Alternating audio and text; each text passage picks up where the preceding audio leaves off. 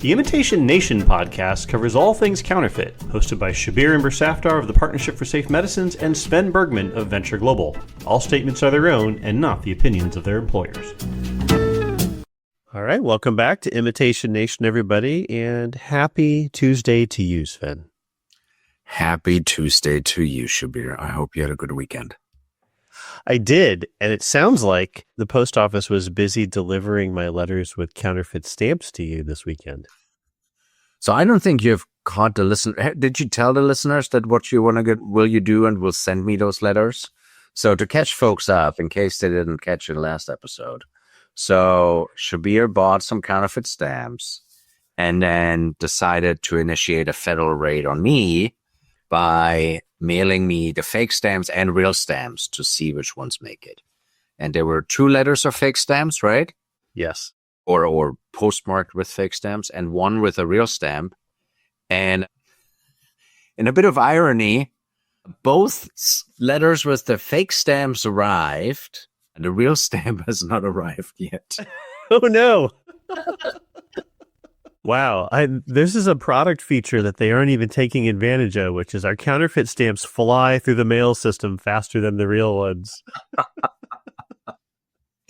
Yeah. So I think the potential rumor that somebody told me is that their sorting machines have things to detect fake stamps and spit them therefore out in the sorting machines. Potentially might not be fully accurate or working, because both of them made it through. And I know you mailed them exactly on the same day at the same time. And I will inform you when the real stamp arrives, but so far it has not. I bought them from 2 different counterfeit stamp stores, online stores.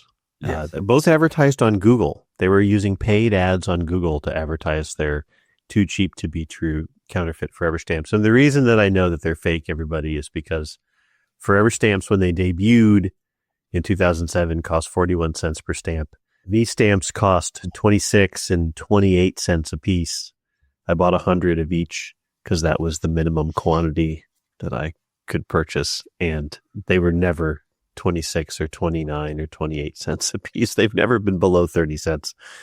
And I'm not aware of the post office offering massive discounts for buying so much. Yeah, I don't think there's a discount. Now, the amazing thing about them is, like, looking to them side by side right now with the real stamps again in my office, the print quality is very good. They also seem to have held up well in processing through the mail stream, like not really any color wear or any of that. So the printing quality is there. The coloration of the U.S. flag is actually slightly off, now that I notice it. The fake stamps, the red on the flag is slightly off. So, but having said that, if you're not regularly checking, yeah, the red is off on both of the fake stamps. If you're not regularly checking rotoprint print proofs, you wouldn't notice it. And it would need to be directly side by side for you to see that there's just ever so the slightest, like, not exact color match of what is on the genuine stamp. I don't believe that the post office makes the majority of its budget every year off the sale of Forever Stamps, but these cost less than half of the actual cost of a real Forever Stamp. So the idea that our post office is losing half of its revenue to counterfeiting in any other industry would be complete and utter disaster. Yeah. Right? You would have so much budget for a brand protection team at that point. And the fact that these people are doing it brazenly, paying vendors to advertise their wares. I mean, this is a counterfeit problem that in any other industry would be considered out of control. And I haven't even seen that much. I mean, I've seen some articles about it, but I'm not seeing like the reaction that you'd expect out of counterfeit product in the marketplace from any for-profit industry. And that makes me sad. I'm just going to say that. I'm a big believer in infrastructure. I'm a big believer in, the things that the U.S. does that benefits everybody. And I don't mind some of my taxes going to support the post office, but I kind of wish they would spend a little bit of it on some postal inspector enforcement here. No, if you think about it, the postal office is a wonderful invention because it guarantees mail no matter where you live. In the middle of Alaska on a floating boat, you will get your mail, and it will be for the same price of if with a real stamp 74 cents, if with a fake stamp 28 cents. But you will get your mail, right? And that's a wonderful, wonderful public service to your point. Now, same as you, I've been mentioning this to a lot of folks in federal. Actually, somebody I talked to higher up in CBP a couple of days ago. He's actually having a meeting on something unrelated with the U.S. Postal Inspector Service, either today, I think today or tomorrow. And I mentioned it again. He's like, oh no, it's on the list. And I said, and especially the fact that, they're Google ads for this, which means Google is taking money from counterfeiting companies to promote this. And I've also seen ads on TikTok. It really irks me. That really irks me. And I think it's a new thing because I hadn't seen these pop up. I think they found a loophole and they're like, great, let's flood the market as long as we can until somebody figures it out and that loophole closes and just starting to enforce. But right now that loophole is just open. So, well, I was in the process as we began this to report this to the IPR Center, but the U.S. Postal Service actually has a special email address for reporting counterfeit stamps. So I think I'm going to use that instead. Yes. And I'll let you know if I hear from them by the next time we record another podcast in about 10 to 14 days. All right. Shall we get into the meaty part of the show? Let's to get to. Yes. What have you got? So I'll start out with, slight gloating on our part is that we called it, right? Like early in the year, we did a session or a pod where we said, let's do projections, some kind of trends. We'll see predictions for the year that we think will happen. And as one of them, I said, hey, I think with the explosion of AI that we're seeing, with the lack of monitoring of websites and less kind of controlling of what content is out there, we'll see an explosion of counterfeit. And I thought, that'll start to occur. Well, we're right because it's occurring. There was actually a very interesting report released, and we'll link to it in the show notes on counterfeit. And it is talking about how the AI-driven world is just completely driving counterfeits as far as everything, how quickly it can design a counterfeit, how quickly it can develop a new website that you can put up that looks fantastic, how quickly it can produce video ads that are either purely or mostly AI generated that put whatever fake content in there. And I told you this as we're prepping for the show. One of my guilty pleasures is watch TikTok, plus to get my mind off just simple video games I play. And from time to time, there's ads. And there was an ad recently in there. It was completely AI generated. It was advertising an alleged toy that's supposed to look like a lifelike bunny. The bunny in the video looks amazing. It's clearly AI generated. And then in the next AI clip, they had this old man in a workshop getting into the bunny and putting the mechanics in. And it's all fake. I'm so tempted to order that little bunny to see what shows up. What sad little iteration of a robot bunny counterfeit thingy shows up. But it is here. The other thing we see, everything AI right now, Europol released a report, SOCTA, and Europol also named this as one of their biggest emerging threats that they see, that AI is starting to really allow criminal organizations to just mass scale their operations much quicker and be much more distributed, which makes it harder to enforce. And then the last thing is I read a very interesting article that the U.S. Patent Office had to re-clarify that an AI alone cannot be the inventor of a patent, because people apparently try to file some things just for AIs or say, oh, the AI is a co-inventor. They're like, no, the inventor has to be a human. They can be aided by an AI system. And then the second thing that's happening in the patent space is patent applications are very long and very complicated. They take lawyers and a lot of money. Well, with AI, they take less time. They take less money. So we're going to start to see folks basically really, really take advantage of the patent system by patenting around their things, by just asking AI, this is my existing patent. Tell me all the patents I should file around it to protect that patent. And AI will be able to figure out 15 forms. And then it'll ask you at the end of it saying, would you like for me to prepare a patent application for you? And you say, yes, please. And it'll spit that out. And it is just that. It is already driving it. And it's crazy. Like it's April. I think we had that prediction show either the end of 24 or very early in 25, and just 3 months. And at the speed at which AI is increasing and therefore will impact everything counterfeit and illicit trade is crazy. So that's my first thing. These reports out there, and we called it. I'm actually seeing, because my team monitors a lot of discussion groups where people talk, mostly looking for people talking about issues with counterfeit or unsafely compounded medications.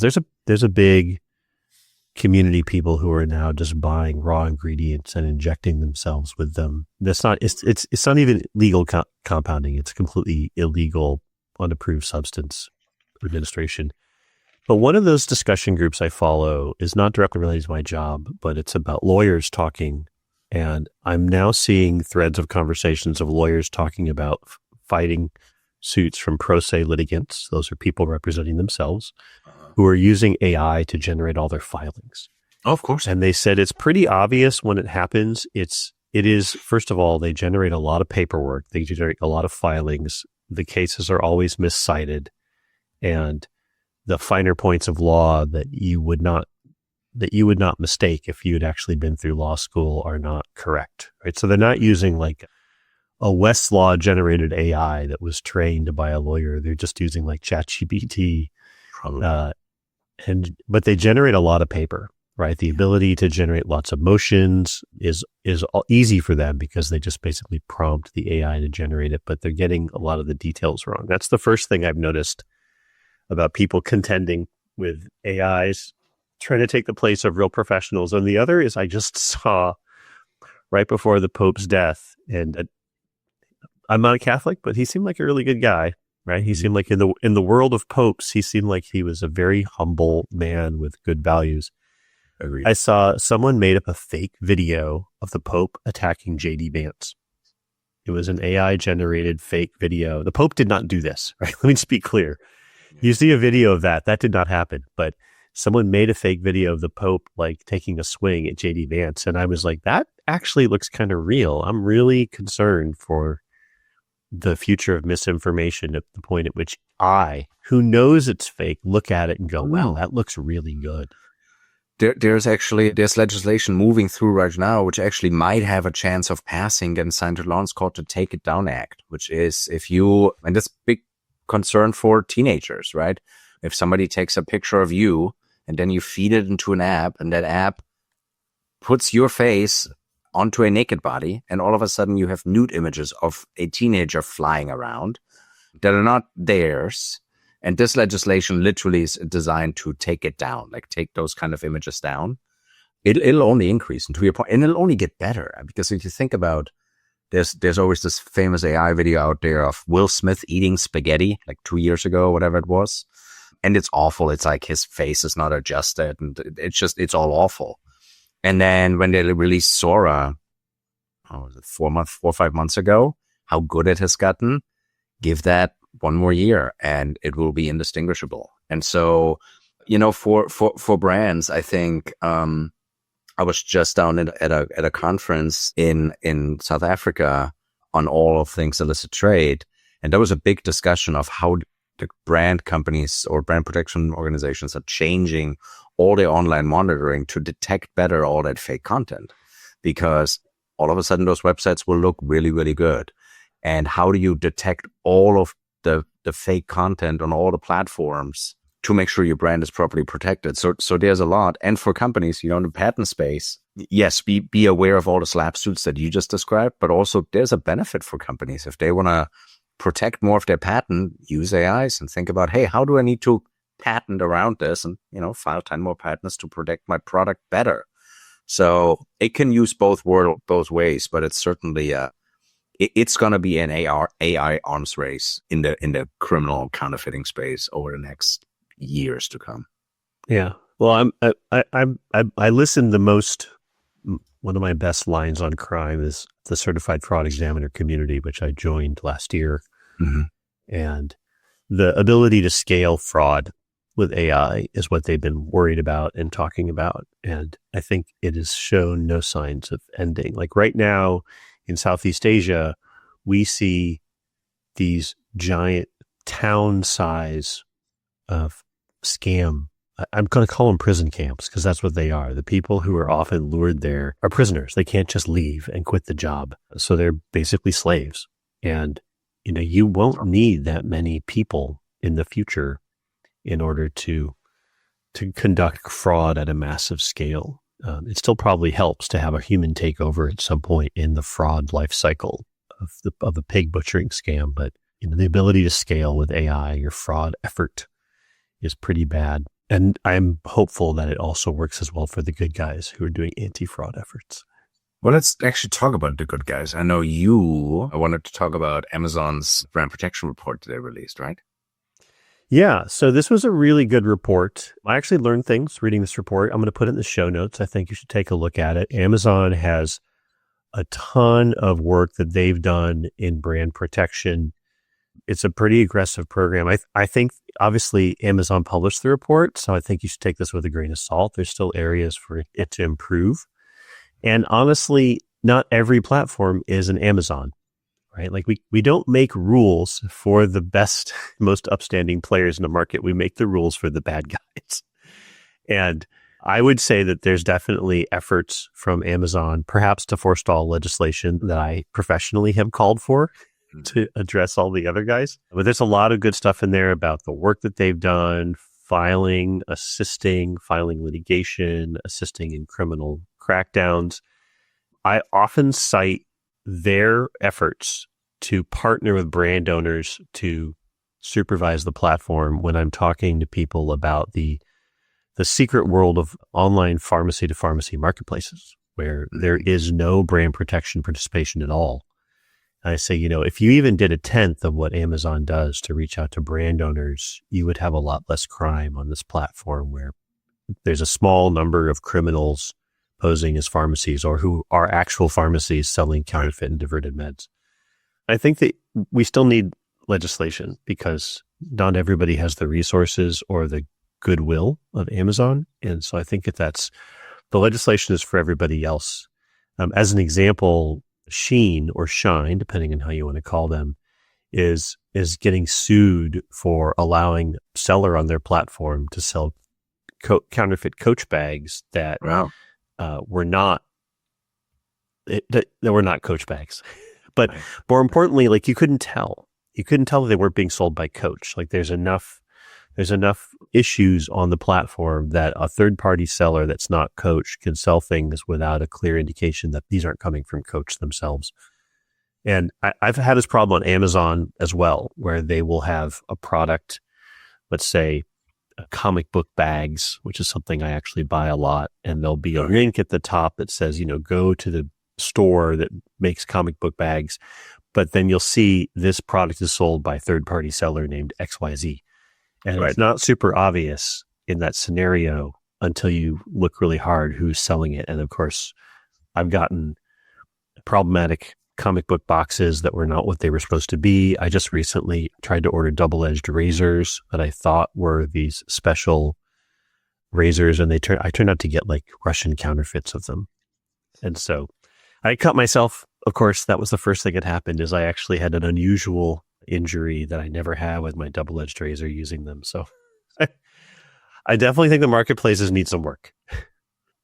Marketplaces do need work. So it was interesting. So I had the report, and so you know me, I work kind of the phones all day, and I talk to a lot of people. So I called my favorite brand protection directors and just say, hey, saw the Amazon report, kind of what do you think?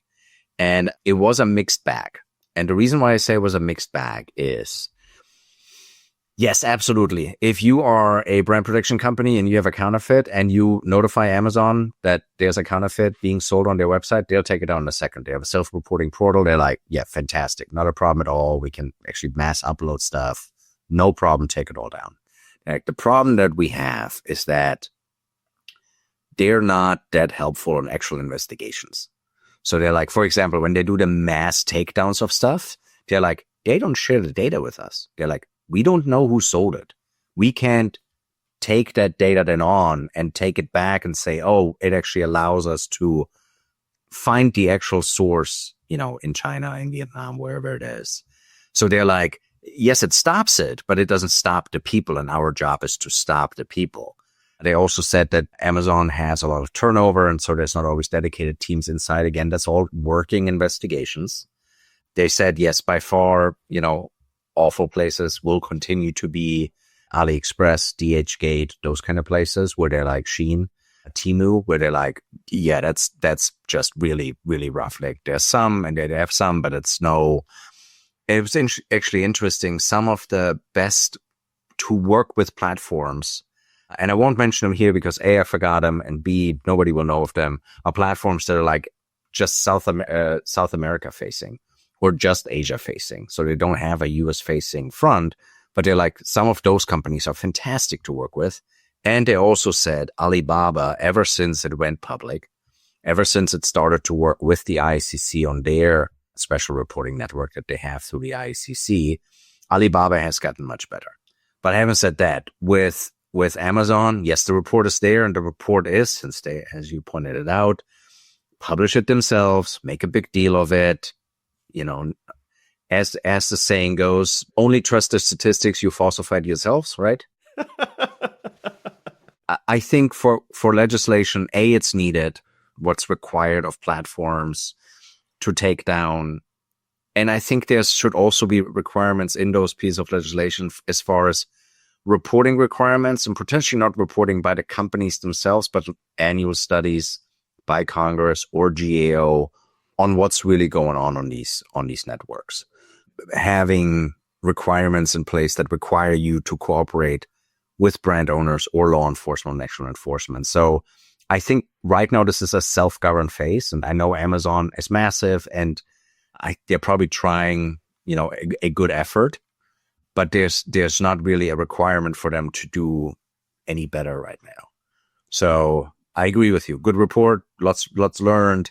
Glad to see that they're taking it serious, but when I talk to my folks, mixed bag.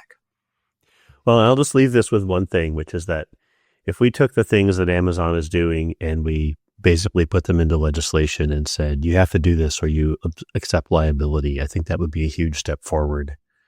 Agree. For safety on platforms. Amazon will probably still fight that, because who wants to actually have to do things under pressure of liability?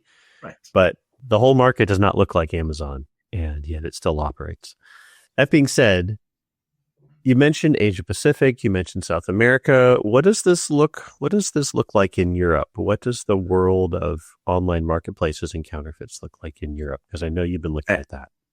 Yeah, and the situation there is very much the same as it is here. And I know you'll have some data later where it kind of shows that the scale is even potentially larger in Europe. But you have the same companies, right? You have Alibaba, you have AliExpress, you have Temu. Actually, a lot of the Asia just facing, or South America just facing, sometimes also face into Europe. And Europe on many, many fronts has, much harsher laws and regulations in regards to digital privacy. They're also the ones, when you actually look, the EU regularly fines Google, Facebook, etc. for violations of all kinds of online things. So they're trying really hard as well. However, the public's urge for cheaper stuff, or the urge for brand names at a lower cost, still also exists in Europe.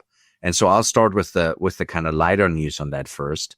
The problem is so significant in Europe, and has been so significant in Europe, that the Germans, of all people, and since I'm a German, I'm allowed to say that, a country not necessarily known for its humor, has invented an award, which is actually an anti-award, and it celebrates the most egregious counterfeit or cases of plagiarism, which they then also aptly named der Plagiarius, very German.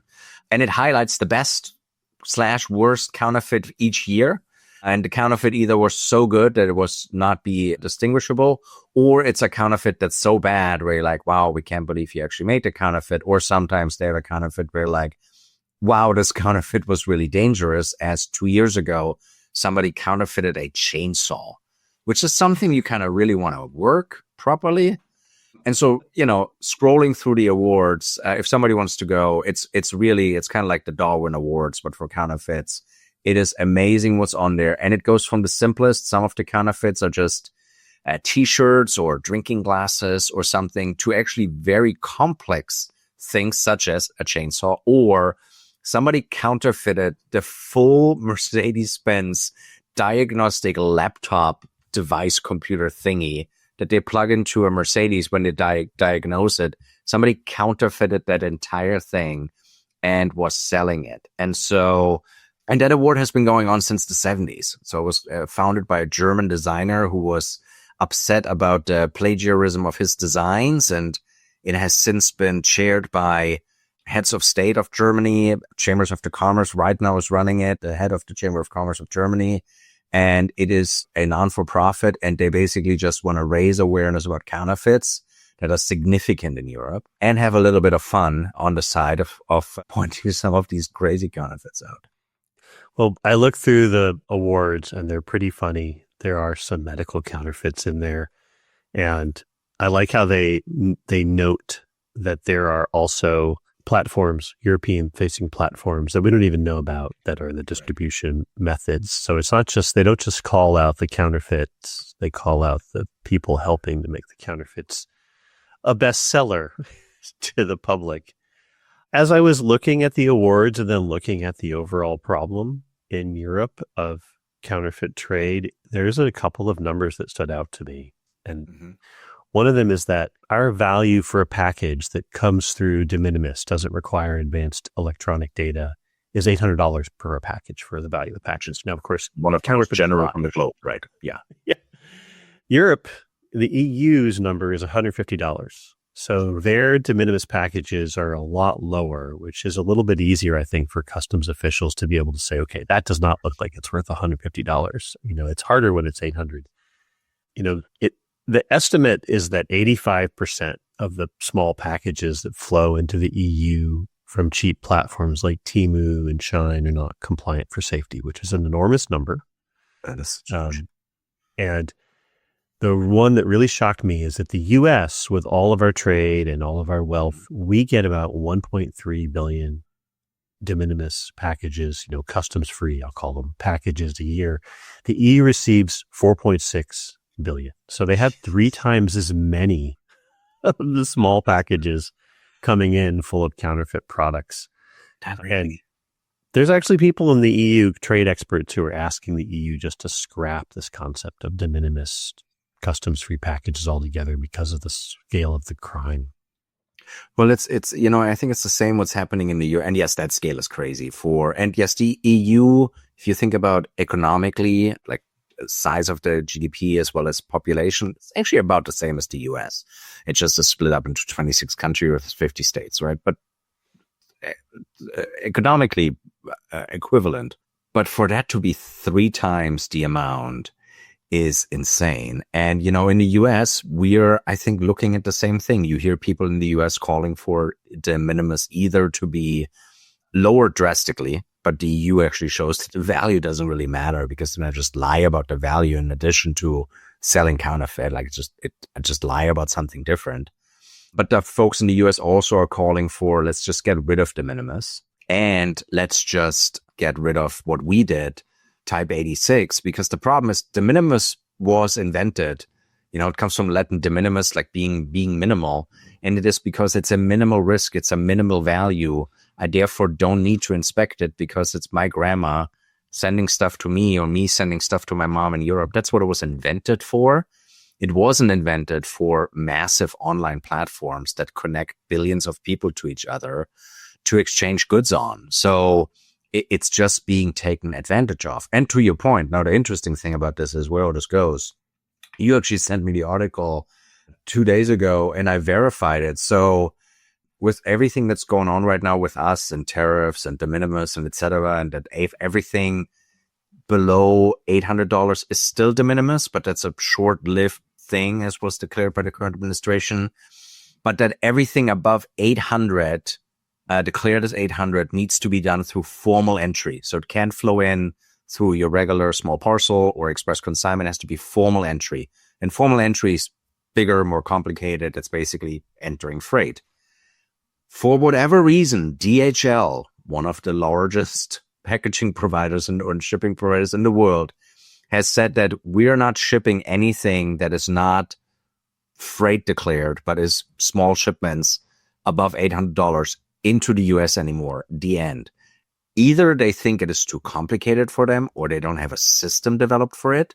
Again, I talked to my folks at Customs. They're like, yep, DHL informed us that their planes will not carry any of these small parcels worth more than 800 because they don't have a process on how to declare formal entry for these small parcels. So that entire market is getting shaken up so bad right now.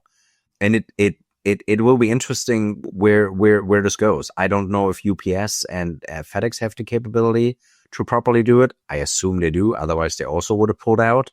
But it'll be interesting when the large providers say, yeah, we actually, when we go through formal entry, can't handle that volume either. It'll be fascinating.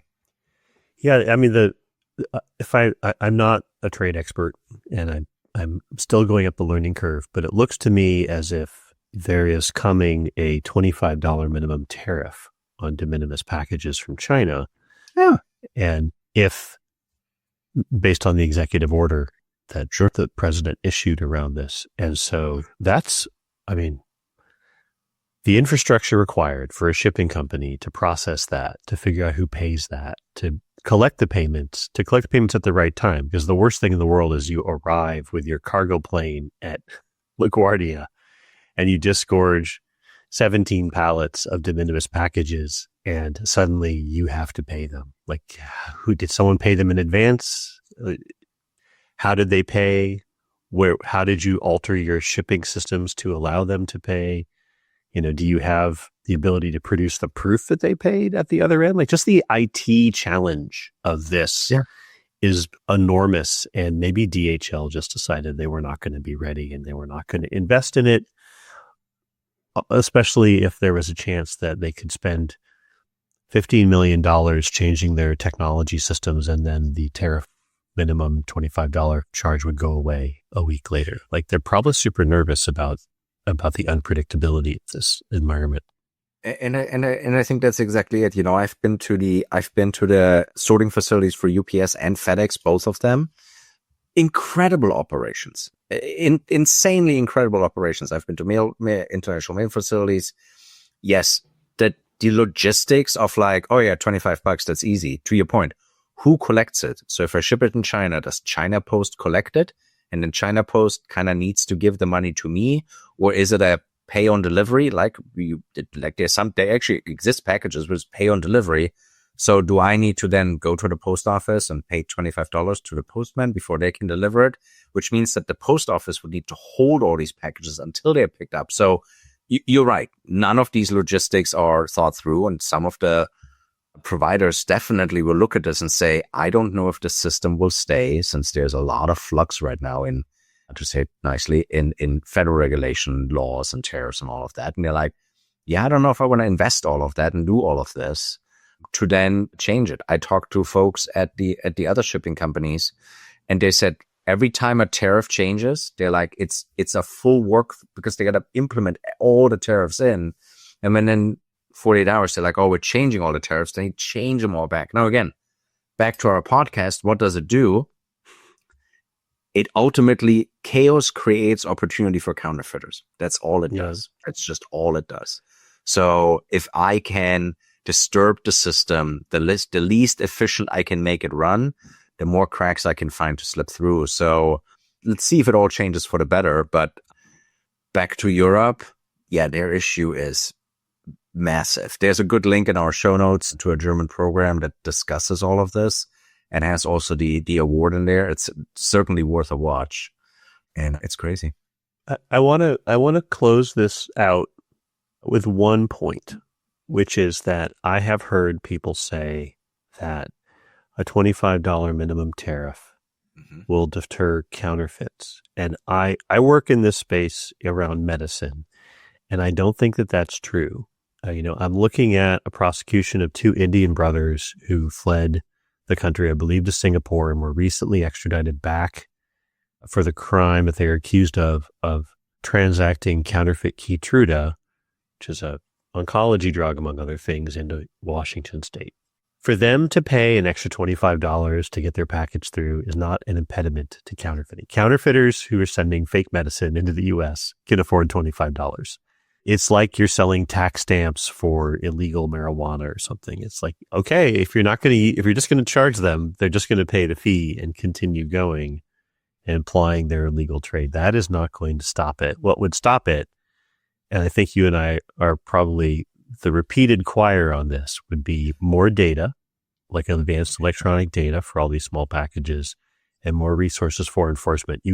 Like many hard policy problems, there's not one easy way to solve it. You will not inspect your way out of this, but you will actually get better at inspecting and catching the bad stuff. And we should be investing in that. Yeah. That is a part of the solution. It's not the only part of the solution. And here's the thing. Will a $25 fee maybe stop a counterfeit that is I'll make it up, $5 counterfeit that normally would sell for $10? Will I maybe stop counterfeiting that? Sure, because the economics don't work anymore. But if I have a counterfeit that normally is $250, I sell it for $100. I probably produced it for $20. Yeah, I'll pay the $25. It's going to be fine.